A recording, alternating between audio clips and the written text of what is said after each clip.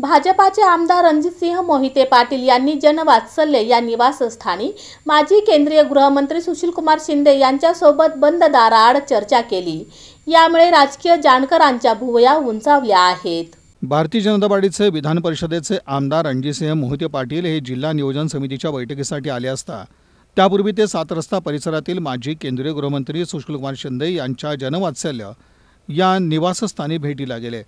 चहापानानंतर बराच वेळ नूतन खासदार प्रणिती शिंदे आणि सुशीलकुमार शिंदे यांच्यासह रणजितसिंह मोहिते पाटील आणि शिवतेज सिंह मोहिते पाटील यांची बंद दाराआड चर्चा झाली।